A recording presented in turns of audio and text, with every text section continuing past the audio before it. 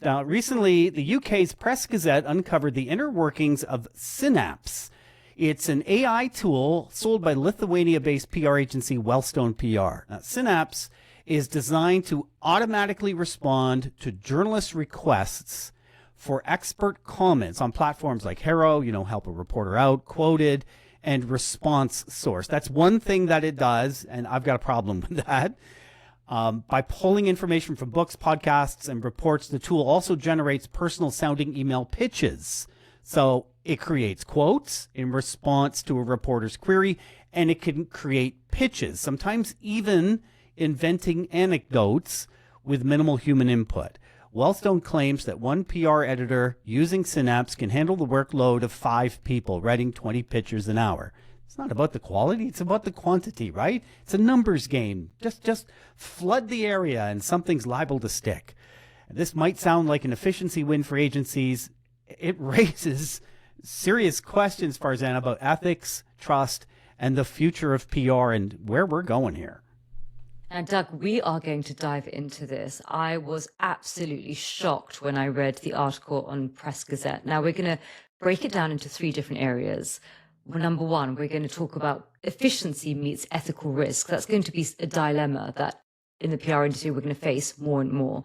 Number 2, we're going to discuss how are journalists going to respond to this, because this is just the start. And then the third, we're going to talk about the future of PR. So is the human-centered nature of PR, is it going to be lost to automation? So let's dive in first of all. Efficiency meets ethical risk. So in terms of efficiency, wow. And also in terms of cost saving, when you're running an agency, instead of having a team of 5 crafting pitches, getting approvals and editing and all of that, you've got this machine that just churns out pitches. And yes, it is super efficient, which means it's going to cost, next to nothing compared to the cost of humans in order to hire them and have space for them, office space, and all the auxiliary costs involved in hiring humans. But the ethics, I can see why agencies are drawn to using tools in terms of cost savings and speed and getting the media coverage. But what about the ethics? You're a former journalist, Doug. Tell me about how it would feel for you to actually know if a PR was using, because how would you feel? I was a journalist for 12 of my 15 years in broadcasting, radio DJ, and then I started drinking the Kool-Aid and became a journalist for newspaper, radio, and ultimately in television. And there's kind of this sacred, as a journo, there's this sacred, we are soldiers for democracy. Mm-hmm. And that's never gone away. And in its purest form, it's actually quite beautiful that there's no other entity who's designed, whether you think the media is behaving this way is a whole other question. But by its design, it's supposed to be the watchdog. Mm-hmm. You can't buy it. You cannot win favor from it by spending more money. In theory, it simply holds those to account who need to be accountable. So that's the sacred territory of a journalist. If I knew I was getting pitches from AI, I would probably inherently dislike it, because as a journalist, I tend to lean more toward the popular opinion. I would default to, I don't like AI taking jobs away from other people, but that's probably the only reason. Because logically, AI is going to, as it says, scrape from podcasts, books, TV appearances, websites, blah, blah, blah, and probably create a pretty dang good pitch, a pretty darn effective pitch. Doug, how does it work, though? So how does Synapse works? It's a piece of kit. So it'll make pitches. So let's say an agency is hired to pitch Farzana Bajwal to be interviewed in your newspaper talking about public relations. What the AI tool would likely do is scrape that editor or that reporter and understand what their interests are. Something I preach to my media training clients: before you make a pitch, what else has this reporter covered? Do they lean left? Do they lean right? Do they talk a lot about hot dogs? Do they have a daughter? Are they married? Where do they live? Well, how do you know the reporter? Yeah. Every breath you take, I'm watching you. Yeah. But the AI can do some of that, and probably really effectively, because journalists can post a lot, right? So on the pitch side, I wouldn't like it as a journo, but there's a discussion and an argument, and I can't label it unethical. But if AI, the other thing Synapse is doing is when I, as a journalist, let's say I post on Harrow, on help a reporter out. Look, I need an expert on this peanut butter and jam, and if suddenly AI is able to generate a quote and say, I have this expertise. My name is Jerome Jones. I'm a peanut butter and jam expert, and here's the real secret to it. And it makes up a quote. That's completely fabricated. No one's actually being quoted. There is no Jerome Jones. So they're just making the experts up. They're just making that crap up. And even if they're not making up the expert, if they're just making up the quote to tailor it to the ask, unethical. That is terrible. IMO, unethical. Yeah. I mean, So let's that's face where I it. sit. Journalists have a pretty low trust in PRs anyway, let alone in this tool that is making things up and making a person up completely. I mean, that is deception of the highest order. I mean, I'm surprised that I'd like to know who's using this tool, on what level do they think it's acceptable? I just don't understand. I'm absolutely shocked, because it's one thing using automation to sort of create pictures and, using ChatGPT to create research and all that. But another thing to actually make up an expert in order to, and then, I mean, it's like this whole new world of post-truth. I mean, does it even matter anymore? Do people have to be real? I mean, it's extraordinary. Brett Farmilow, the CEO at Help a Reporter Out, was on our last episode, and he mentioned that what he sees is journos are surrounded like 7-1, 14-1 by PR people, you and me.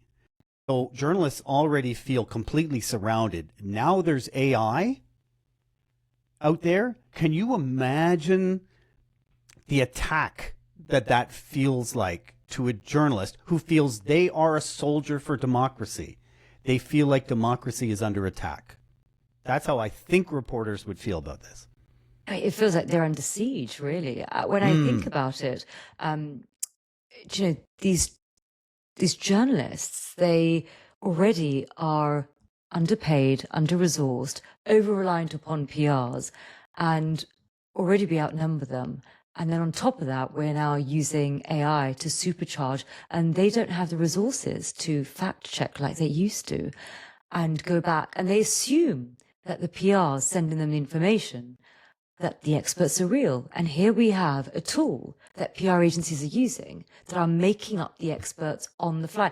What I don't get, obviously, I'm the president-elect for the Chartered Institute of Public Relations, and we have a code of conduct. Also, our other industry body in the UK, PRCA, have a code of conduct. The problem is that our industry is not regulated. And so, therefore, PR agencies don't have to sign up to a code of conduct, and therefore can operate outside. And when they operate outside, this is what we see. So should we be regulated? That's a whole other chapter. That's a whole other. So on to our chapter 2, how journalists will respond to this. I think they're going to put up walls and defense mechanisms, abandoning open calls, relying only on closed, vetted expert networks. So you can only get into the network if they know who Farzana is and you've passed a screening. So there are already platforms like Sourcey that do this, and they push for video verified experts to cut through the noise because they're just getting flooded with all of this noise. If a journalist was willing to accept pure AI input, it would just use ChatGPT themselves. They don't need to try to get a quote. Doug, you mentioned Sourcey. What is Sourcey? I've never heard of them. Sourcey is just one of the closed networks that journalists can use where it'll video verify. It'll go on with Farzana, have a conversation with Farzana, a live person, and say, okay, Farzana, yes, you are certified. You can join this closed network. So that's one example of where journalists are starting to turn. I think you just see more and more of it. So it creates a business opportunity for a smart software entrepreneur. I mean, it's hard right? enough to get hold of journalists nowadays because, it's not as if they're waiting around the landlines of the newsroom and, and if you manage to get their mobile phone, I mean, that's really, you have to be a part of this vetted inner circle in order to be able to communicate to them. And of course, they get hundreds and hundreds of emails. And so in a way, we're shooting ourselves in the foot by actually just firing these sort of AI driven pitches full of fake experts. I completely agree. I think journalists are just going to sort of draw up the bridges and say, right, you guys can't be trusted. I was going to say, I mean, should we as an industry be looking to try and hold people to account, because it will affect the rest of us? Even, let's say, someone like myself, I would never dream of doing this. But if there are people operating in our industry, should we be able to sort of say to the people, like, you're destroying it for the rest of us, so just don't do it. But there's no, there's no sort of industry body that can do it if they're not a member. For now, yeah. And the more fake noise that we send out there, the more the real voices get drowned out. And it's like anything else, like misinformation, the fake noise will win. It will win because it has AI that's stirring it up. So then I start thinking, we have genuine small town experts, whatever small town looks like. That could be a small group. It could be a niche expertise. And you're going to have people who've earned their personal brand is tied to this, and they are a known brand in this niche expertise. I think you start to see more and more that personal branding, and we're already leading this way, more and more personal branding becomes that much more important. You can trust me. I'm real. If my name's connected to it on this little piece of knowledge, it's real and it's authentic. And I think more and more journalists are going to turn to those folks. Back in the day when Edward Bernays was kicking around and reinventing PR for the modern age, they started working on something called astroturfing. So creating these fake illusionary environments for journalists on press trips going off to South America and pretending there's communism when there wasn't. So what you're actually seeing is you're seeing the full circle of astroturfing by using, but now we've got AI producing these fake people with their fake expert comments in order to bolster a client brand. And also, what about the reputation of the brand? I mean, if this is found out, it will harm the brand that they are ironically trying to build trust with its stakeholders. Yeah, definitely. So not to pick on a brand, but I'm off the top of my head, if Kool-Aid was caught generating fake quotes. I don't know, the AI pitches, I don't see them as fake. I see them as AI. Maybe I'm naive. But the fake quotes is what gets under my skin. If that was attributed to Kool-Aid, I think that would have a damaging impact on Kool-Aid overall. What else about the product is fake? What else about everything they've said and done over the last 20 years, well before AI, is fake? And how can I trust this brand in an age where authenticity is that magic buzz phrase that especially Gen Z and the millennials, they want to know that authenticity is a part of your brand, your organizational brand and your personal brand. So if you're caught doing this, I'd like to think it's extremely damaging. And I'm speaking from my mind as a journalist back in the 90s, right? Because I got out of journalism and went into PR in the early 2000s. I think journalism has changed, but I think that soldier for democracy thing, I think that remains intact. It just feels that much more scattered. Another complicator, Farzana, is that in the world of journos, they only have so much ability to give PR people crap for what we build, because they know most of them someday, they probably want to become us. They probably want to become part of the PR rank as they get into their 30s or maybe their 40s. The majority of them end up going that way to make a better living to raise their families. It's and true. so they only want to give us so much flack. Yeah, it's true. And I must say that I've seen journalists for the last 15 years coming into the PR industry. I've worked with them as they've made the transition. And I do think they've improved our profession because they brought with them that sense of purpose, that sense of higher order, that sense of, ensuring that what we put out, is it authentic? Is it true? Are we misleading? And so I think they've actually brought in a much more sort of like a mission orientated approach to public relations. Now, one thing I wanted to say is if you look at Nike got a lot of flack for their supply chain because of the sweatshops and the child labor. And it wasn't enough to say, well, it's not our organization. It was outside of our entity. We're not responsible for supply chain. And actually what happened was the stakeholders were like, you are damn well responsible for your supply chain because of the clout you have. But likewise, brands and organizations, they can't turn around and say, well, actually, it wasn't us. It was our PR agency. So maybe what you'll start seeing is brands and organizations taking a much tighter rein in their agencies to find out what AI tools they're using, what ethics do they have, what AI policy do they have? Because of course, when you look at the whole spat with Blake Lively and her co-star, you had these PR agencies sort of employing the dark arts, and it reflected badly upon the principals. So it's not so you can't just blame your PR agency. Actually, you have to have that rigor with AI to find out are your sort of PRs representing you in an ethical way? Are they using AI in an ethical way? And maybe that's a new sort of paradigm shift between clients and agencies that they need to be a little bit more hands-on in verifying how their PRs are operating, what tools they're don't using. blame your subcontractor. There's no tolerance for blaming the subcontractor anymore. Yeah. Okay, that takes us to chapter 3, the future of PR.